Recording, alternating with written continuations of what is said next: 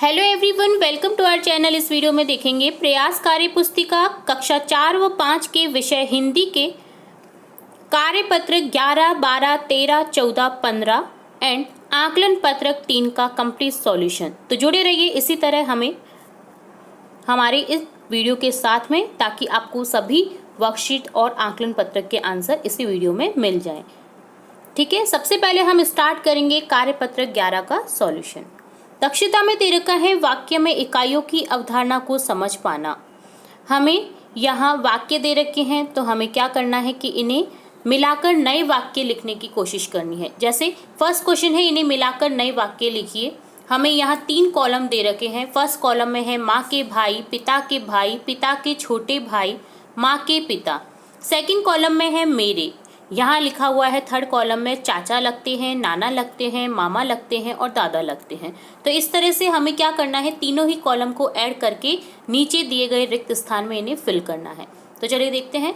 माँ के भाई मेरे, चाचा नहीं, मामा हाँ।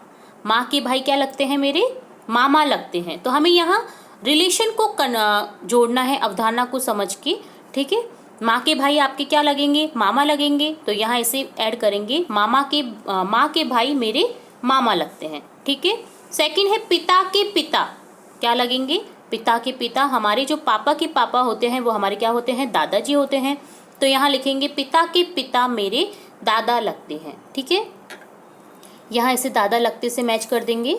थर्ड है पिता के छोटे भाई, पिता का छोटा भाई कौन होगा, चाचा। ठीक है, तो यहाँ लिखेंगे पिता के छोटे भाई मेरे चाचा लगते हैं। और लास्ट है माँ के पिता, माँ के पिता मम्मा के पिता जो मम्मा के पापा जो होते हैं वो हमारे क्या लगते हैं, नाना लगते हैं। ठीक है, तो यहाँ लिखेंगे माँ के पिता मेरे नाना लगते हैं। सेकंड क्वेश्चन है मैं किसका क्या लगता हूँ, पापा का या पापा की। अगर आप बॉय हैं तो का लिखेंगे, गर्ल हैं तो की लिखेंगे। ठीक है, बेटा हैं तो बेटा लिखेंगे, बेटी है तो बेटी लिखेंगे। ठीक है, तो इसे भी हमें जोड़ करके सही रूप में लिखना है। ठीक है, तो पापा की मैं बेटी हूँ। ठीक है, इसी तरह से हम आगे लिखेंगे चाचा की मैं भतीजी हूँ, दादा की मैं पोती हूँ, नाना की दोहिती हूँ, दीदी की मैं बहन हूँ। तो इस तरह से अगर आप लड़की हैं तो बेटी, भतीजी, पोती, दोहिती, बहन को जोड़ दें। और अगर आप लड़के हैं तो आप ऐसे लिखेंगे माँ का बेटा हूँ, चाचा का भतीजा हूँ, दादा का मैं पोता हूँ, नाना का मैं दोहता हूँ, दीदी का मैं भाई हूँ। इस तरह से ये था कार्यपत्र 11 का कंप्लीट आंसर। ठीक है, अब स्टार्ट करेंगे कार्यपत्रक 12 का सॉल्यूशन। दक्षता में दे रखा है अपने मन से कल्पना तुकबंदी द्वारा कहानी कविता का लेखन कर पाना। अपने मन से हमें सेंटेंस दिया होगा, ठीक है, हमें तो उससे रिलेट हमें आगे के सेंटेंस फिल करने हैं, अपने मन से सोचने हैं कहानी या कविता के रूप में। ठीक है, फर्स्ट क्वेश्चन है एक दिन बतख ने बच्चों से कहा अब तुम बड़े हो गए हो, तुमसे इस तरह कौन कौन कह चुका है, उनके नाम लिखिए।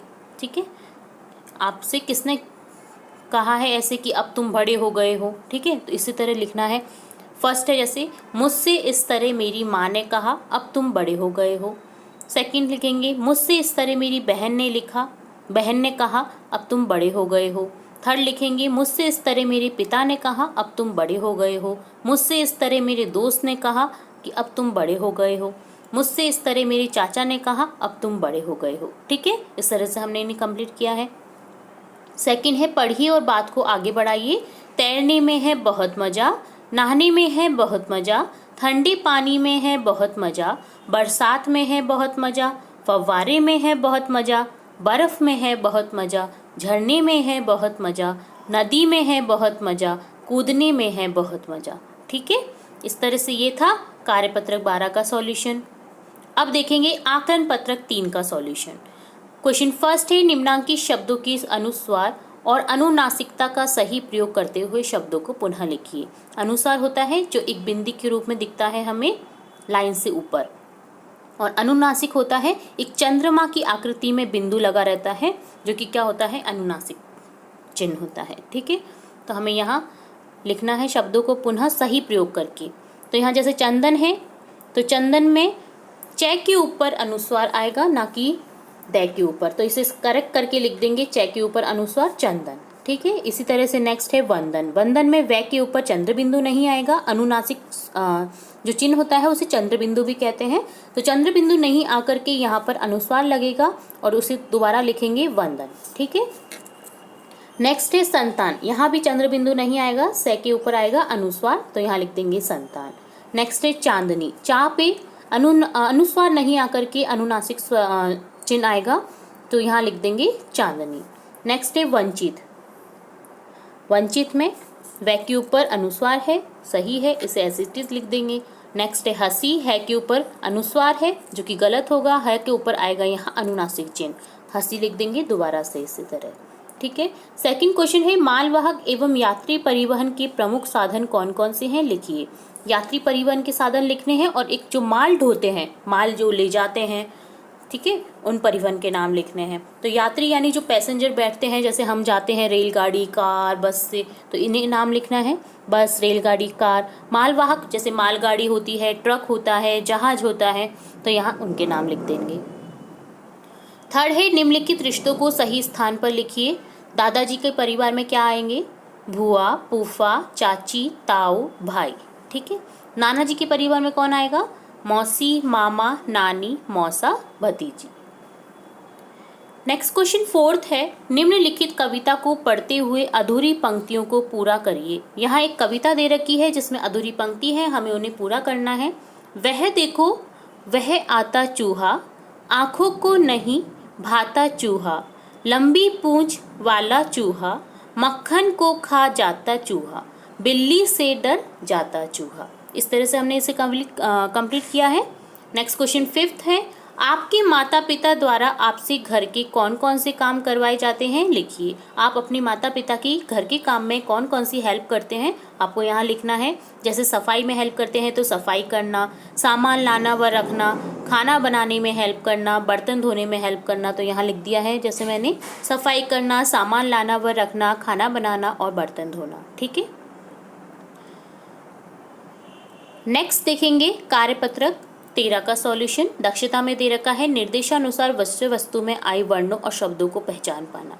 ठीक है, यहाँ शब्द खेल देखेंगे जिसमें हमें दे रखा है रायता, बंदर, फल, कितने, पानी, गोल, लंबा, बाल, फूफा, जाता, आता भर, चार, एक, लात, पकड़ो, पेड़, हाथी, पतंग, लड़की, ऊपर, घर, राम, मछली, नाचना, बादल, चूहा, दरवाजा।